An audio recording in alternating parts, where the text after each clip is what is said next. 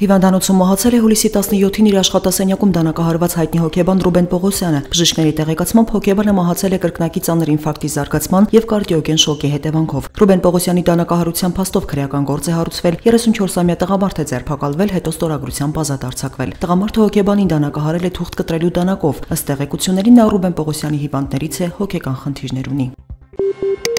Կարեն Կարապետյանը դժգոհ է պետական որոշ գերատեսչությունների մատուցած ծառայությունների մակարդակից։ Կառավարության այսօրվա նիստում վարչապետը հանձնարարել է առաջարկներ ներկայացնել արտոնագրերի տրամադրման, ընթացակարգերի բարձրացման, հնարավորության դեպքում նաև փաստաթղթերի թվի կրճատման վերաբերյալ։ Մանրակրկիտ պետք է ուսումնասիրեք, 1 ամիս հետո նման դեպքեր պետք է բացառվին։ Մենք հիմա չենք հայտարարում, որ գերատեսչությունները մենք յուրաքանչյուրը երևի գիտի, որտեղ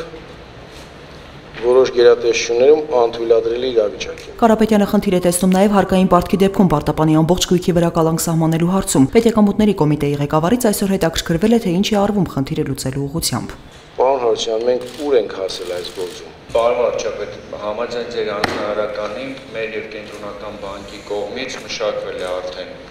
պատասխան նախագիծ, որը մոտակա օրերը արդեն կստորագրվի եւ կմտնի կիրառության մեջ։ 1-2 օրվա մեջ կստորագրենք արդեն։ Ժամկետը օգոստոսի 1-ը ֆիքսած։ Հիմնմուշի անձնագրերի գործողության ժամկետն այլևս չի երկարաձգվի։ Փոխոստիկանապետ Վարդան Եղիազարյանը պարզաբանել է, որ անձնագրի ժամկետի երկարաձգման դեպքում անձի նույնականացման խնդիր է առաջանում։ Բացի այդ, մի շարք երկրներ, այդ թվում Միացյալ Նահանգներն ու եվրոպական պետությունները, արգելում են նման անձնագրերով քաղաքացիների մուտքը կամ ընդհանրապես վիզա չեն տրամադրում։ Ոչ մաքրասեր քաղաքացիներին այսուհետ կստիպեն հետևել քաղաքի մաքրությանը։ Առաջարկվում է չնախատեսված վայրում աղբ թափելու, այդ թվում փողոցում ծխախոտ նետելու համար 16000 դրամ տուգանք սահմանել։ Խոշոր ձեռնարկությունների դեպքում տուգանքի չափը կկազմի 200-ից 300 000 դրամ։ Տարածքային կառավարման եւ զարգացման նախարարությունը նաեւ քարոզչական տեսանյութեր ու երիտասարդության համար ուսուցողական ծրագրեր կպատրաստի։ Ցավում եմ, որ մենք նախկինում չենք ձևավորել այդ մշակույթը, որ մեզանից յուրաքանչյուրը հասկանա, որ մեքենայի պատուհանից դատարկ չի կարելի շպրտել Սևան, Երևան, Մայրուղու կամ Ապարան գնացող ճանապարհի շուրջը։ Գնթունիկից որով է գնում անելուց հետո չի կարելի այդ տոպրակները շպրտել։ Մենք յուրաքանչյուր շաբաթ մաքրում ենք այդ տարածքները, ճանապարհաշինարարները, մարզպետարանները, բայց նորից հայտնվում են այն աղբի կուտակումները, որոնց մասին մենք խոսում ենք։ Ծրագրողները դաշնակցական նախարար Դավիթ Լոքյանից նաև հետաքրքրվել են կոալիցիայից Հոհիդայի դուրս գալու հարց կա։ Լուրեր են տարածվել, որ օրերս կայացած Հոհիդա բյուրոյի եւ Հայաստանի Գերագույն մարմնի նիստում սփյուռքահայ դաշնակցականները կառավարության կազմում դաշնակցության աշխատանքները դադարեցնելու պահանջ են ներկայացրել։ Լոքյանը հերքել է, կեղծ լուրեր են։ Այդ ուղղությամբ որևէ բառ նույնիսկ չի հնչել։ Այդ հարցը, որ ասում են ինչպես է սուտը հնարվում, կարելի է այս պարագայում ասել։ Քննարկվել ինչ ընթացք ունի կոալիցիայում լինելու գործընթացը, ինչպես է կառավարությունն այսօր աշխատում, ինչ առաջնահերթություններ ունի եւ ուր են գնում մենք երկրում բարեփոխումները իրականացնելու, աշխուժացնելու ներդրումային դաշտը եւ մնացած բոլոր գործընթացները։ Իսկ այն ինչի մասին դուք խոսում եք, բացարձակապես հնարովի է։ Ֆիրդուսի շուկայի աշխատակիցներն ու տարածքի բնակիչներն այսօր ցույցի էին դուրս եկել կառավարության շենքի մոտ։ Շուկայի աշխատակիցները մինչև տարեվերջ աշխատելու ժամանակ էին խնդրել, սակայն քաղաքապետարանն արդեն տեխնիկա է բերել շուկայի տարածք ու քանդման աշխատանքներ սկսել։ Առևտրականներն ասում են իրենց առաջարկում են այլ տոնավաճառներ փոխադրվել, բայց համաձայն չեն։ Ֆիրդուսիներն իրենց տները քանդելու դեպքում համարժեք փոխհատուցում են պահանջում, մտավախություն ունեն, որ կկրկնվի Բուզանդի փողոցի օրինակը։ Բուզանդը ինչ են արել, տեսել եք, Հուսիսայի փողոցան ինչ են արել, մենք չենք վստահում, հավատքեր չունենք։ Հիմա դեպի իմանանք մեզ նորմալ տներ կտան, նորմալ գին կտան, համաձայն ենք, բայց այդ ամեն ինչը տենալով էս շուկաներ քանդելով մենք ասեն հավաքներս կորցրեցին։ Կառավարությունում այսօր ընդունել են նրանց առաջարկել հստակ հարցերով ու պահանջներով նամակ գրել վարչապետին։ Հենց կառավարությունում բնակիչները նամակ են գրել, որով հանդիպում են պահանջել ներդրողների հետ, հասկանալու համար, թե ով է տարածքի նոր սեփականատերը եւ ինչ ծրագրեր ունի դրա հետ կապված։ Սասնածառերի 18 անդամների գործով այսօրվա դատական նիստի մեկնարկին փաստաբանները կրկին խնդիրներ են ունեցել շենք մտնելիս։ Նրանք հրաժարվել են զննությունից, այն համարելով խուզարկություն։ Որ իրավական ակտի հիման վրա եք ինձ նման պահանջ ներկայացնել, դրա մասին է խոսքը։ Չկա 210 քանի հոդվածում է ձեր ասած բանը, դուք ինքներդ ասացիք, ինչ կա այնտեղ։ Զննության մասին, զննության կարգը, իրերը, զննելու կարգը, ինչով է նախատեսված, կա դատական օրենսգրքում նման կարգ։ Ես հստակ ասում եմ,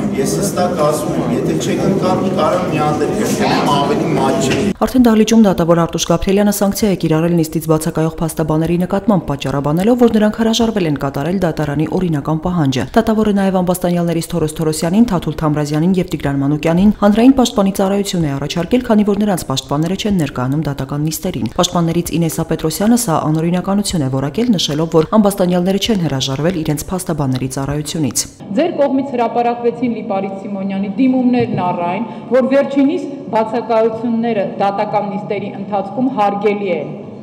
Այդ պայմաններում դուք ի հակառակ քրեական դատավարության օրենսդրության պահանջը ես նոր ընթերցեցի 304 հոդված։ Այո, բայց այդ մարդու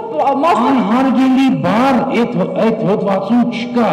Ասում եմ, անարգելի, ոչ թե անարգելի կամ հարգելի, դուք իմ ասում եք, նրա բացակայությունը։ Բայց այդ անձնավորությունը գրել չի ասում հարգելի կամ անարգելի։ Պարտավորիկ դատական նիստը այդ հիմքով հետաձգել, ոչ թե մարդուն իր կամքին հակառակ պաշտպան հրավիրել։ Արտուշ Գաբրիելյանն այսօր բավարարել է փաստաբաների միջնորդությունն ու չեղարկել Սասնա ծառերի 16 անդամների նկատմամբ կիրառված դատական սանկցիան ու նրանց նիստերի դահլիճ հրավիրել։ Սակայն կարճ ժամանակ անց դատավորը կրկին սանկցիա է կիրառել նրանց նկատմամբ ու 10 ժամով հեռացրել դահլիճից։ Որոշումը դատավորը հիմնավորել է այսպես. նրանք անհարգալից վերաբերմունք են դրսևորել դատարանի նկատմամբ։ Բլոգեր Ալեքսանդր Լապշինին Բաքվի ծանր հանցագործությունների դատարանը 3 տարվա ազատազրկման է դատապարտել։ Դատավճիռը հրապարակվել է այսօր։ Լապշինին առաջադրված մեղադրանքը պետության դեմ ուղղված հրապարակային կոչերի մասով չի հաստատվելու հանվել է։ Լապշինի փաստաբանը չի բացառում, որ բլոգերին կարող են արտահանձնել Ռուսաստանին, Իսրայելին կամ Ուկրաինային։ Ռուսական եւ իսրայելական կողմերը սակայն չեն մեկնաբանել փաստաբանի հայտարարությունը։ Ռուսաստանի եւ Իսրայելի քաղաքացի Ալեքսանդր Լապշինը Բաքվի պահանջով 2016 թվականի դեկտեմբերին Մինսկում ձերբակալվեց եւ արտահանձնվեց Ադրբեջանին։ Արցախ այցելած Լապշինին Բաքուն մեղադրում է պետական սահմանն ապօրինի հատելու համար։ Գյումրիի գիշերային ակումբներից մեկի մոտ դանակահարություն է տեղի ունեցել։ Կեսգիշերն անց կտրած ծակած բազմաթիվ վնասվածքներով ծայրահեղ ծանր վիճակում հիվանդանոց է տեղափոխվել մի տղամարդ։ Պարզվում է տուժած նարդիկ քրեակատարողական հիմնարկի դատապարտյալներից Արտակ Դիլանյանն է, որը 2014 թվականին 5 տարի 9 ամիս ժամկետով ազատազրկման է դատապարտվել 2013-ին ավտովթարի հետևանքով 2 քաղաքացու անզգուշությամբ մահ պատճառելու մեղադրանքով։ Դիլանյանը բաց ուղիչ հիմնարկում ներկայացել է երեկոյան հաշվառմանը ստորագրել, բայց դեռևս հայտնի չէ, թե ինչպես է հետո դուրս եկել քրեակատարողական հիմնարկից։ Հուլիսի 20-ին դոլարը փոքրինչ թանկացել է, եվրոն էժանացել, արդյունքում դոլարի փոխարժեքն այսօր կազմել է 478 դրամ, եվրոինը 550 ռուբլունը 8 դրամ 10 լումա, ֆունտինը 620 դրամ։